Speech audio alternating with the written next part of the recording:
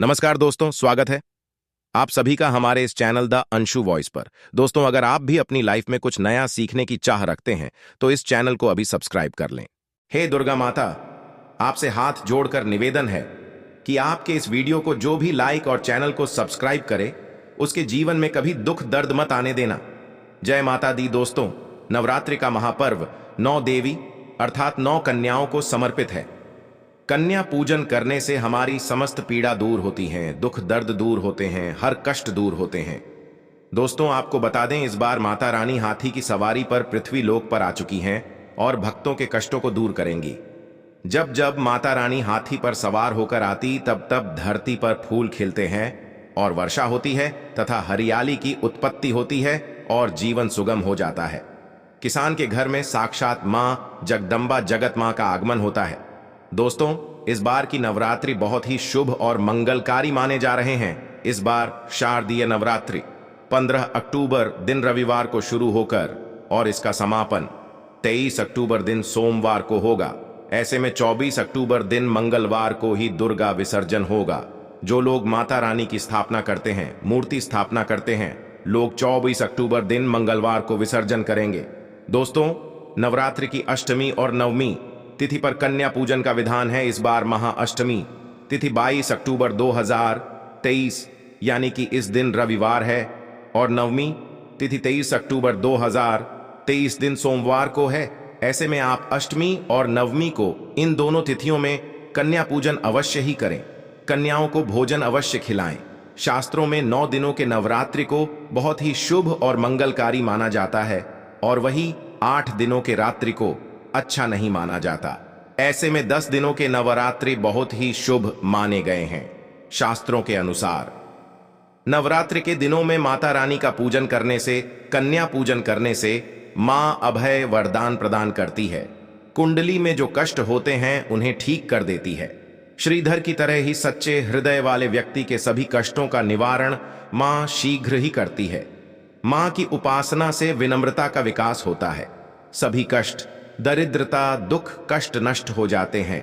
माता रानी का व्रत और पूजन किया जाता है, किंतु नवरात्रि के दौरान सबसे ज्यादा महत्व होता है कन्या पूजन का। दोस्तों, कन्या रानी जो होती है फूल की पंखुड़ियों की तरह नाजुक होती है। कन्या पूजन सर वो प्रिय है, श्रेष्ठ है। कन्या के रूप में स्वयं जगदम्बा देवी माता, वैष्णो 9 देवियां अर्थात समस्त ब्रह्मांड इनके शरीर के कण कण में वास करते हैं। बहुत कम लोग जानते हैं 33 कोटि देवी देवताओं का वास होता है कन्याओं के मस्तक पर। कन्या छोटी हो चाहे बड़ी हो, वह सदैव पूजनीय है, मां के समान मानी जाती है। दोस्तों, माना जाता है व्रत और उपासना से माता रानी इतना प्रसन्न नहीं होती है जितना कि कन्या पूजन से होती है। नवरात्रि में छोटी छोटी कन्याओं को माता रानी का स्वरूप माना जाता है। कन्याओं को भोग लगाया जाता है, उन्हें प्रसन्न किया जाता है और बदले में आशीर्वाद मांगा जाता है। कन्याओं को प्रसन्न करने के लिए गिफ्ट वगैरह दिए जाते हैं।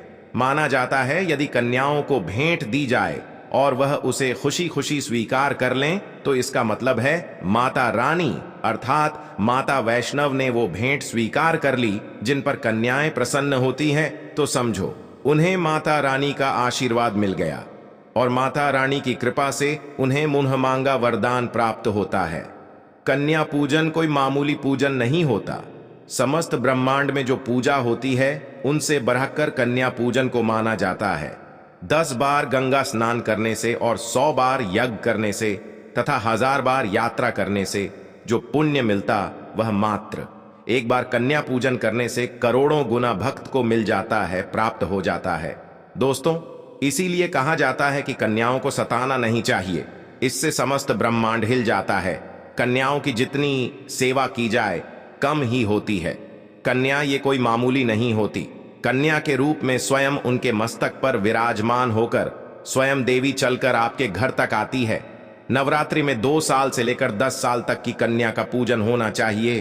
अष्टमी अथवा नवमी को कन्याओं के धोकर भोजन कराना, उपहार आदि देना श्रेष्ठ माना जाता है, दुर्लभ माना जाता है। ऐसा मौका कभी हाथों से नहीं जाने देना चाहिए।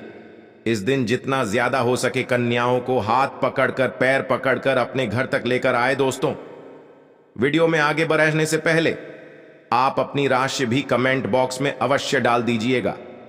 यदि हमारे पास कोई उपाय होगा तो वह आकर हम आपके कमेंट की रिप्लाई में बता देंगे।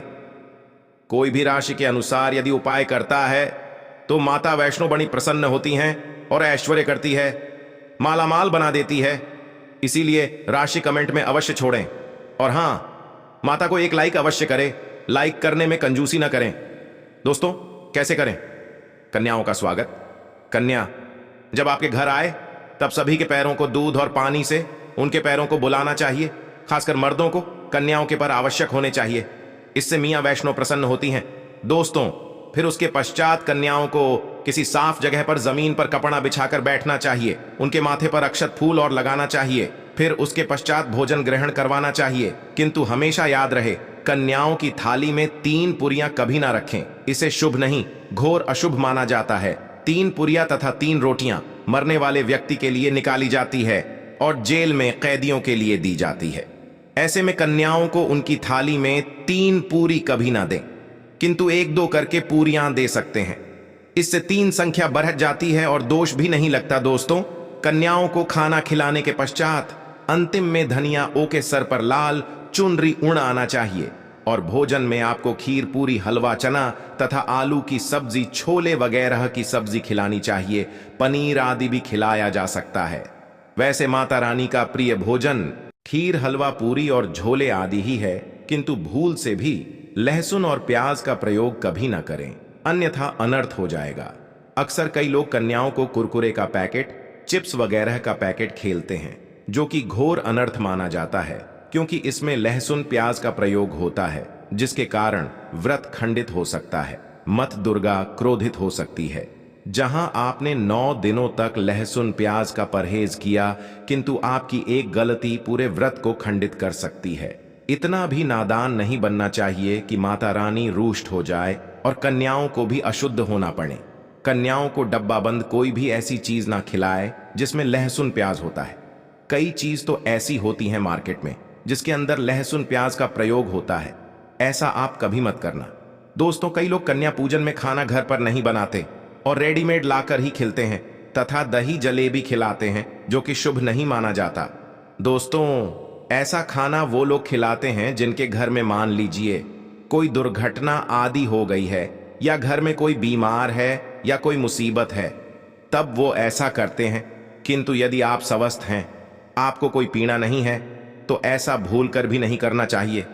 माता रानी दही जलेबी नहीं, आपके हाथों का बना भोजन खाना चाहती है, आपका प्यार चाहती हैं।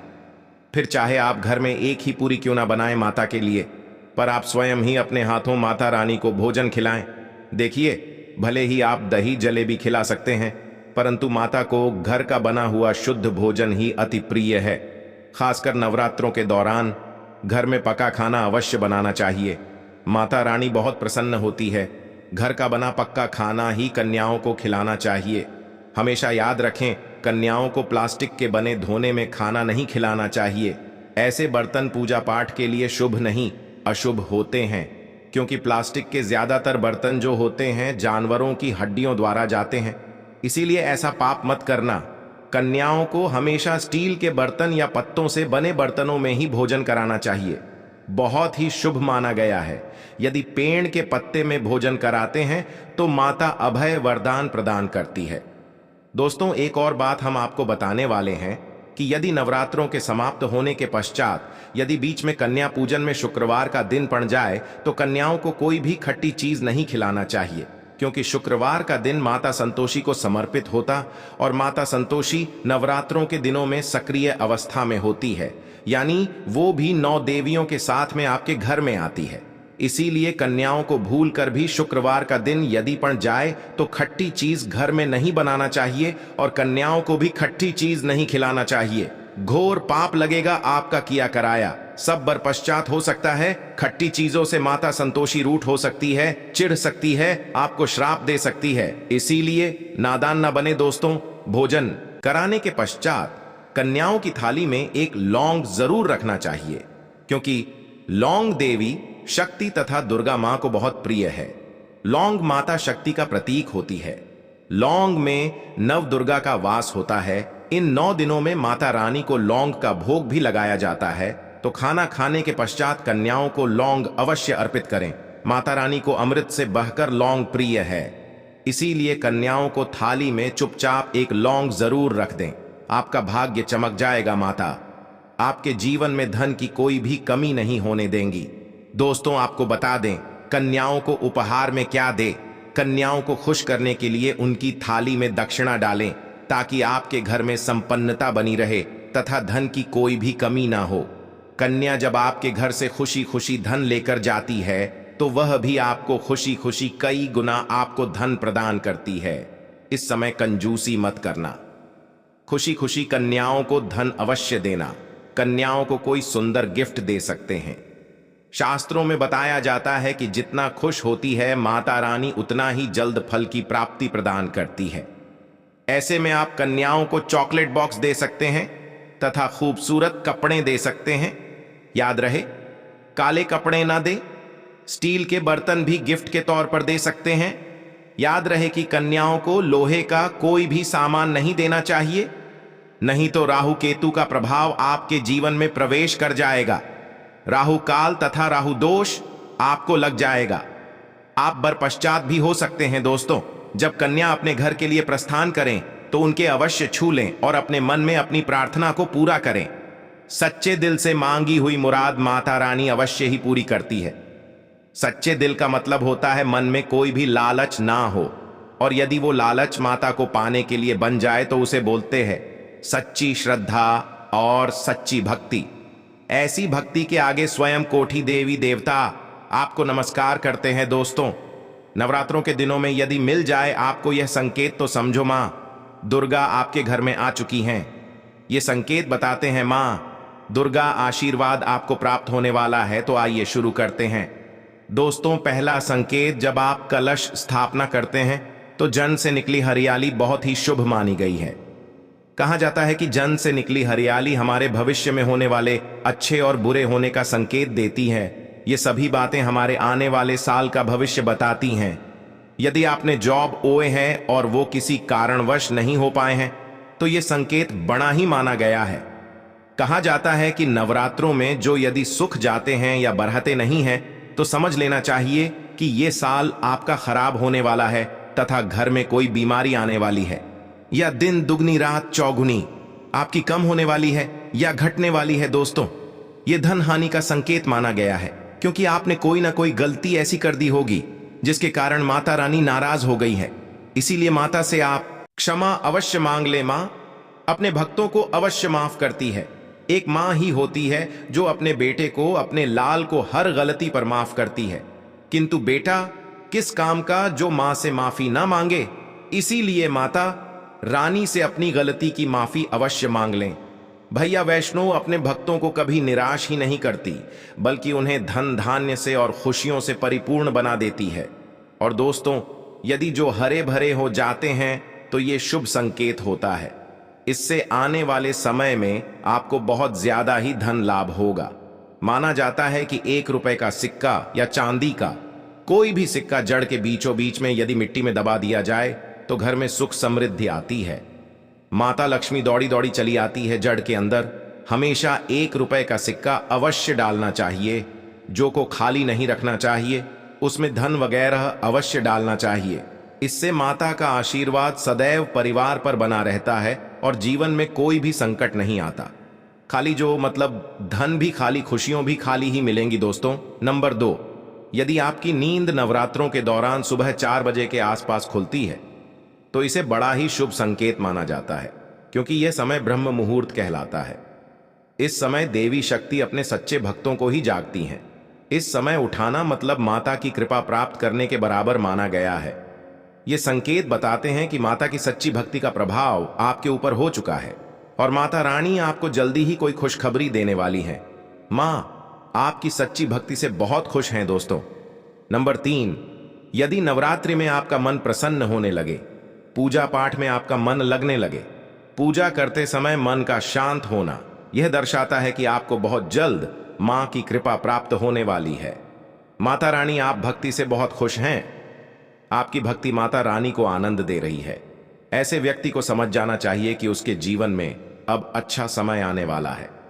दोस्तों, नंबर 4, नवरात्रों के दौरान यदि मां के गले से फूल गिर जाए तथा जौ के हरे भरे पत्ते यदि बिन हवा के हिल जाए तो इसे अति उत्तम माना गया है।